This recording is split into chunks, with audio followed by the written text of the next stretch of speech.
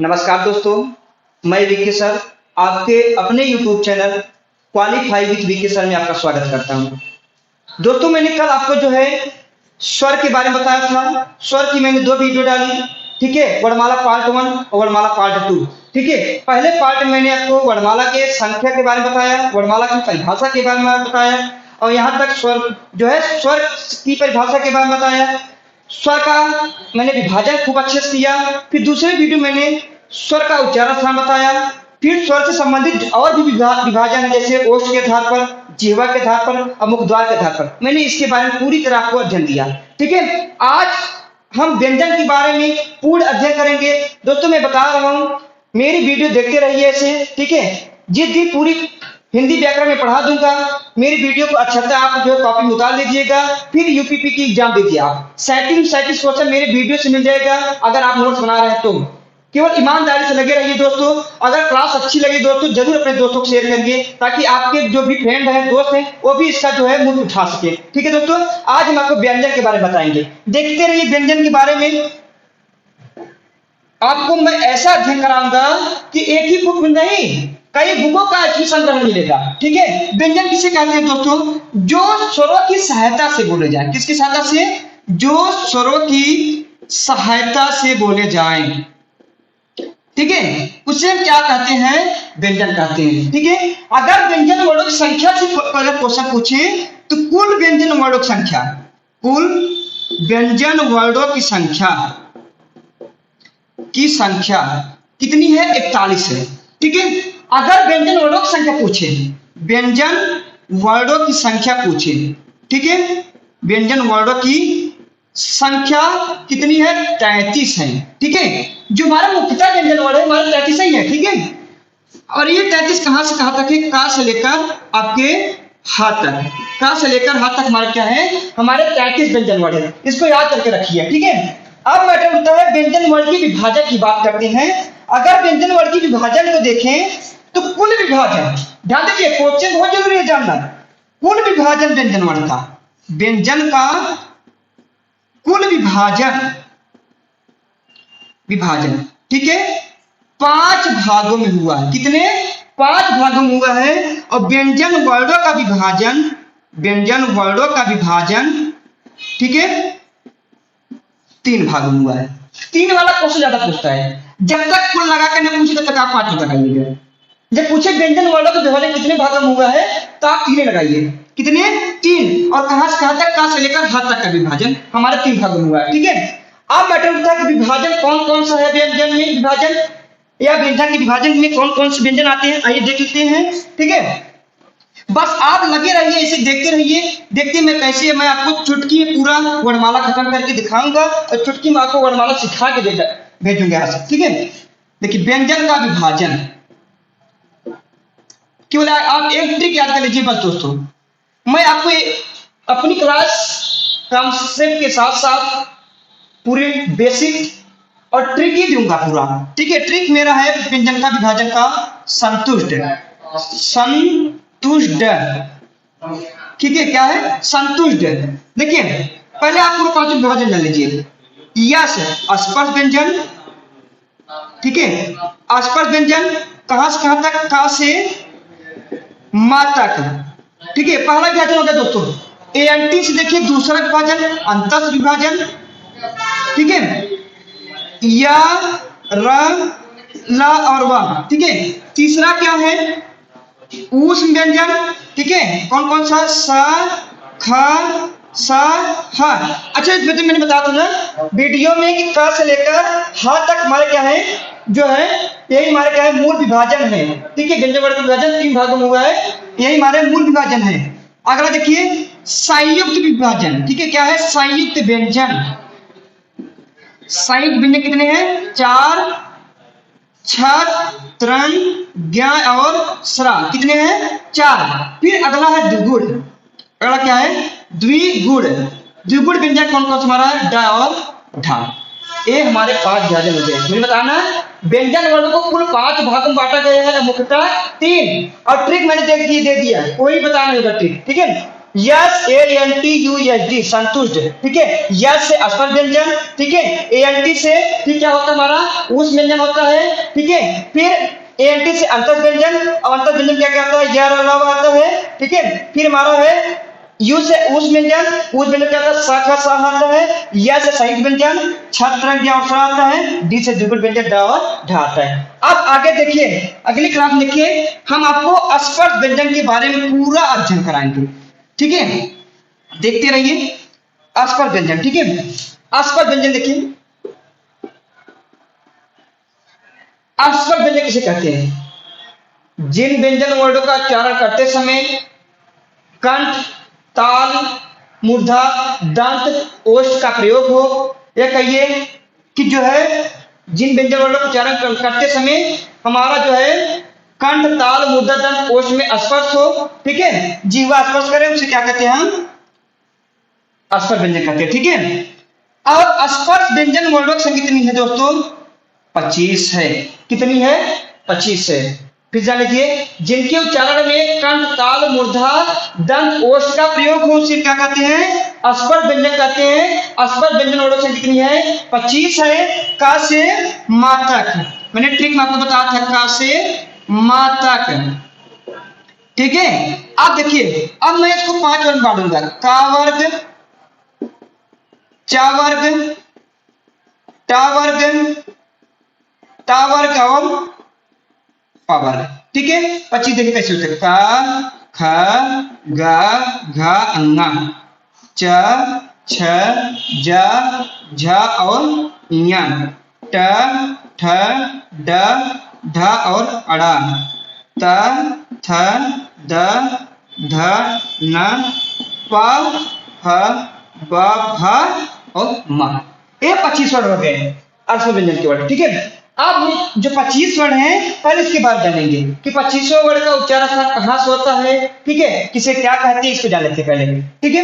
देखिए मैं आपको एक ट्रिक दूंगा, पहले इसको जानिए। पहले एक ट्रिक दूंगा, पहले आप जब भी स्पर्श व्यंजन वर्णों का उच्चारण करना है हमारी जो ट्रिक याद कर लीजिए दोस्तों, हमेशा आपके लिए रामबाण साबित होगी।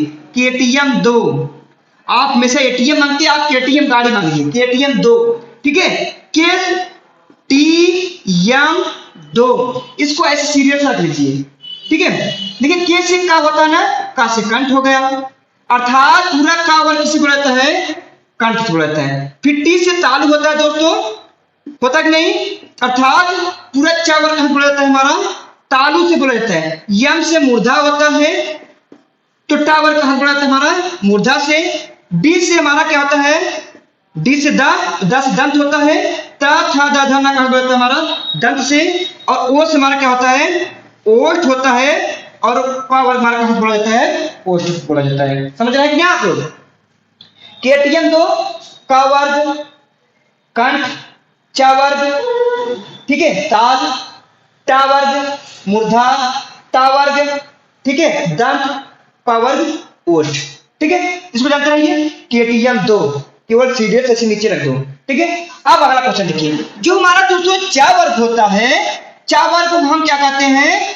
स्पर्श संघर्षी भी वर्ग कहते हैं। स्पर्श संघर्षी वर्ग कहते हैं, क्योंकि चा वर्ग को बोलते हैं देखिए अधिक संघर्ष करना पड़ रहा है हमको। स्पर्श हो रहा है लेकिन अधिक संघर्ष कर रहे हैं, ठीक है। और हमारा च, छ, ज, झ और य ये हमारे स्पर्श संघर्षी वर्ग है। एक क्वेश्चन यहां से बन गया। दूसरा क्वेश्चन देखिए, वर्ग का पंचम अक्षर दोस्तों, वर्ग का पंचम अक्षर, वर्ग का पंचम अक्षर अर्थात अंगा, इया, अड़ा, न और म। वर्ग का पंचम अक्षर, वर्ग का पंचम अक्षर क्या कहलाता है? अनुनासिक, अनुनासिक या नासिक, अनुनासिक या नासिक। वर्ग का पंचम अक्षर अनुनासिक या नासिक कहलाता है, ठीक है। अनुनासिक नासिक का मतलब होता है जिनके उच्चारण में नाक व मुंह दोनों का प्रयोग हो, ठीक है। तो वर्ग का पंचम अक्षर क्या कहलाता है? अनुनासिक नासिक कहलाना। और इनकी वर्णों की संख्या कितनी है? 5 है। अंगा, इया, अड़ा, ना और मा, ठीक है। अभी यहाँ पर कहानी समाप्त नहीं हुआ, अभी भी मैं यहाँ से क्वेश्चन निकालूंगा। अच्छा एक बात अगले देखो, क्वेश्चन देखो, अगर हम प्रयोग की दृष्टि से देखें तो अंगा हमारा इया, अड़ा ना और मा, इसका उच्चारण दो स्थानों से होता है। कैसे? देखो मैंने बताना, का वर्ग कहां जुड़ा रहता है? कंठ से। एक कंठ हो गया, दूसरा देखिए अनुनासिक नासिक हुआ, और नासिक नासिक हुआ, ठीक है। फिर अगला देखिए इया, ठीक है, ताल अनुनासिक नासिक हो जाएगा। अड़ा देखिए मूर्धा हो जाएगा और अनुनासिक नासिक हो जाएगा। ध्यान दीजिए, सबका पांचों का ना दंत हो जाएगा, अनुनासिक और नासिक हो जाएगा, और मां ओष्ठ हो जाएगा, अनुनासिक नासिक हो जाएगा। ठीक है, यहां तक आपको पूर्ण समझ में आ गया होगा, हमको लग रहा है आ गया होगा, पूर्णता में जा गया हो। ठीक है, का वर्ग कंठ से, के से कंठ केटियम दो, चा वर्ग ताल से, तीस ताल, ता वर्ग मूर्धा यंग, ता वर्ग दंत डी, ठीक है, पा वर्ग ओष्ठ। फिर वर्ग का पंचम अक्षर यम गणनम, ठीक है, क्या कहलाता है? अनुनासिक नासिक कहलाता है। फिर उसके बाद बारी किसकी है? ठीक है, जो पंचम अक्षर होता है इसका प्रयोग दो स्थानों से होता है। अंगा जैसे कंठ से भी होता है अनुनासिक नासिक, इया ताल से भी प्रयोग हुआ, अनुनासिक नासिक हुआ, अड़ा मूर्धा से भी अनुनासिक नासिक हुआ, ना दंत भी अनुनासिक नासिक, और मां ओष्ठ अनुनासिक नासिक। यहां तक आ गया होगा समझ में आपको। और चा वर्ग आपका क्या है? स्पर्श संघाती है, क्योंकि स्पर्श कर रहे हैं लेकिन ज्यादा संघर्ष करना पड़ जा रहा है। ठीक है, यहां तक आपको हो गया होगा। ठीक है, आइए देखिए इसके बाद का व्यंजन। ठीक है, दूसरा व्यंजन, दूसरे व्यंजन में हम पढ़ेंगे अंतस्थ व्यंजन। किसका अध्ययन करेंगे हम? अंतस्थ व्यंजन, क्योंकि मां के बाद आप चार अक्षर जोड़ देंगे तो अंतस्थ व्यंजन आ जाएगा। फिर उसमें चार अक्षर जोड़ देंगे तो उस व्यंजन आ जाएगा। फिर उसमें चार अक्षर जोड़ देंगे तब का संयुक्त व्यंजन आ जाएगा। ठीक है, तो अंतस्थ व्यंजन, अंतस्थ व्यंजन देखिए, जिनके उच्चारण में या जिनका उच्चारण स्वर और व्यंजन, स्वर और व्यंजन दोनों के मध्य हो, दोनों के मध्य हो, उसे क्या कहते हैं? अंतस्थ व्यंजन कहते हैं। और हिंदी वर्णमाला में अंतस्थ व्यंजन वर्णों से कितनी है? चार है। कितनी संख्या है? चार है। और चारों की भूमिका एकदम जान लीजिए रामबाण होती है। हर एग्जाम क्वेश्चन यहां पूछता है चारों से। कौन कौन? देखिए आपका या, र, ल, व, ये चारों हमारे क्या है? अंतस्थ वर्ण है, लेकिन चारों का उपनाम अलग है, उच्चारण स्थान अलग है। ठीक है, जैसे मैं कहूं या, ठीक है, या का उच्चारण देखिए, या को अर्ध स्वर कहते हैं। ठीक है, लेकिन अर्धस्वर से क्यों कहते हैं? अगर मैं मान ली बोलूं नया, आप नया दोस्तों लिखिए, एक बार या लगा कर लिखिए, एक बार लिखिए आ लिखा करिए, नया नया। देखिए दोनों को बोलते समय एक ही उच्चारण आ रहा है, नया नया, इसीलिए इसको अर्थ कहते हैं। ठीक है, रा का नाम क्या है? लुंठित, प्राकंपित, और तीसरा है कंपन जात। क्या है? कंपन जातीय नाम है, हर एग्जाम में क्वेश्चन पूछता है। ठीक है, ला का क्या नाम है? पार्श्विक। क्या नाम है? पार्श्विक। और वा का क्या नाम है? हमारा दंत। वा का क्या नाम है? अर्ध स्वर। अर्ध स्वर इसको भी क्यों कहते हैं? इसमें कहूं कुआं। अब आप कुआं बोलेंगे, अभी कुआं लिखिए, दोनों को उच्चारण करिए, कुआं कुआं। देखिए दोनों का उच्चारण एक ही जगह से आ रहा है और एक ही, ऐसा लग रहा है एक ही चीज बोल रहे हैं। ठीक है, इसलिए इसको अर्ध स्वर कहते हैं। अब देखिए या का उच्चारण कहां से होता है? तालव्य। कहां से? तालव्य। रा और ला दोनों का उच्चारण एक ही होता है, दंत कहिए, दंत मूल कहिए, या वत्सर कहिए, एक ही उच्चारण है। ठीक है, फिर वा का उच्चारण क्या हमारा? दंतोष्ठ है। क्या है? दंतोष्ठ है। ठीक है, यहां तक ये आपका अंतस्थ व्यंजन समाप्त हुआ यहां तक। ठीक है दोस्तों, अंतस्थ व्यंजन किसे कहते हैं? जिनका उच्चारण स्वर और व्यंजन दोनों के मध्य हो, उसे हम अंतस्थ व्यंजन कहते हैं। इनकी संख्या चार है। यार अलावा चारों की भूमिका बहुत अलग अलग है, हर एग्जाम में यहाँ क्वेश्चन पूछता है। जैसे या को हम क्या अलग नाम देते हैं? उपनाम देते हैं अर्धस्वर। रा को हम लुंठित वर्ण कहते हैं, प्रकंपित वर्ण कहते हैं, कंपनजात वर्ड कहते हैं, ला को हम पार्श्विक वर्ड कहते हैं और वा को हम दंतोष्ठ वर्ड कहते हैं। ठीक है, ये चीज हुई। आगे देखिए, या का उच्चारण कहाँ से होता है? ताला बेस होता है। रा का उच्चारण कहाँ से होता है? दंत दंत मूल या वत्सल से होता है। वा का कहाँ से होता है? दंतोष्ठ होता है। ठीक है, यहाँ तक आपकी क्लास हो गई। अब आगे देखिए, आगे एक विभाजन और बताएंगे, फिर मैं आपको अगली क्लास में इसके बारे में बताऊंगा। एक विभाजन और पढ़ लीजिए, फिर अगली क्लास बताऊंगा आपको। ठीक है, अगला क्या है? व्यंजन। तीसरे नंबर का व्यंजन कौन सा है? ऊष्म व्यंजन। कौन सा है? ऊष्म व्यंजन। तीसरा कौन सा है? ऊष्म व्यंजन। अब इसके बारे में जानिए। ऊष्म व्यंजन का एक और नाम है संघर्षी व्यंजन। संघर्षी व्यंजन परिभाषा जान लीजिए। जिन व्यंजन वर्णों के उच्चारण करते समय हमें अधिक ऊष्मा, गर्मी या कहीं संघर्ष करना पड़े, उसे क्या कहते हैं? ऊष्म व्यंजन कहते हैं, संघर्षी व्यंजन कहते हैं। और इनकी संख्या हिंदी वर्णमाला में 4 है।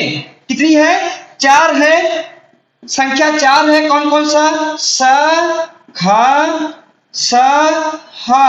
अब इसको हम बड़ा सा, छोटा सा और खटोल सा कहना भूल जाइए आप, नहीं तो किसी की भी आप इंटरव्यू में धोखा खा जाएंगे। ठीक है, इसको हम एक ट्री आपको बताएंगे, TMDK। ठीक है, टी से होता है ताला बेल, इसे हम दोस्तों ताला बसा कहेंगे हमेशा। ये बड़ा सा छोटा सा छोड़ दीजिए आप बोलना, बच्चे नहीं रह गए आप। यम से मूर्धन्य सा होता है। ठीक है, फिर डी से दंता बसा होता है। समझ गए? आवाज से ताला बसा बोलिए, मूर्धन्य सा बोलिए और दंता बसा बोलिए। के की भूमिका बहुत ज्यादा है। के का हम क्या क्या नाम देंगे? कंठ कहेंगे के को, और अलग नाम देखिए, इसे कोकिला इसको कहते हैं। ठीक है, इसको हम काकल लेवड़ कहते हैं, काकल लेवड़ कहते हैं, इसको हम कहते हैं। ठीक है, कंठमूल कहते हैं। ठीक है, इतनी चीजें कहते हैं हाथ को लेकर। ठीक है, फिर जान लीजिए दोस्तों, ऊष्म व्यंजन किसे कहते हैं? जिनके उच्चारण में अधिक ऊष्मा, गर्मी, ठीक है, वह अधिक संघर्ष करना पड़े, उसे ऊष्म व्यंजन कहते हैं। हिंदी वर्णमाला में इनकी संख्या 4 है। स, ख, स, ह। बड़े वाले स को हम क्या कहते हैं? ताला बिसा कहते हैं। षटकोर वाले को क्या कहते हैं? मूर्धन्य स कहते हैं। छोटे वाले को क्या कहते हैं? दंता स कहते हैं। हा को हम कंठ से उच्चारण करते हैं। हा का और अलग नाम है, इसे हम कोकिला कहते हैं, काकल लेवड़ कहते हैं, कंठमूल कहते हैं। ठीक है, कोकिल लेवड़ कहते हैं। ये हा का नाम हुआ। ठीक है, आज दोस्तों क्लास यहीं तक रहेगी। ठीक है, पहले हम इसके बारे में पूरे जितना आप पढ़ा पहले विस्तृत बताते हैं आपको। दोस्तों, व्यंजन किसे कहते हैं? जो स्वरों की सहायता से बोले जाते हैं व्यंजन कहते हैं। हिंदी वर्णमाला में कुल व्यंजन वर्णों की संख्या कितनी है? 41 है, तथा व्यंजन वर्णों की संख्या कितनी है? 33 है। यहां तक समझाया। कुल विभाजन व्यंजन वर्णों का 5 भागों में हुआ है और मुख्यतः 3 भागों में हुआ है। व्यंजन वर्णों का विभाजन 3 भागों में हुआ है। ऐसे बनेगा क्वेश्चन। ठीक है, जो कुल विभाजन है आपका, पहला अस्पष्ट व्यंजन है, दूसरा आपका अंतस्थ व्यंजन है, तीसरा आपका ऊष्म व्यंजन है, चौथा संयुक्त व्यंजन और पांचवा द्विगुण व्यंजन है। मैंने आपको अस्पष्ट व्यंजन आज पढ़ाया। ठीक है, दूसरा मैंने फिर आपको अंतस्थ व्यंजन पढ़ाया, फिर आपको मैं तीसरा ऊष्म व्यंजन पढ़ाया। ठीक है, आज क्लास दोस्तों यहीं तक रहेगी। कल मैं आपको आगे की व्यंजन के बारे में बताऊंगा, तथा व्यंजन में और जो व्यंजन संबंधित क्वेश्चन है, जो और भी चीजें मैं आपको उसके बारे में बताऊंगा। आज के लिए क्लास यही रहेगी। ठीक है, दोस्तों का क्लास अच्छी लगी हो तो अपने दोस्तों को शेयर करिए, खुद लाइक करिए, खुद सब्सक्राइब करिए। ठीक है, धन्यवाद।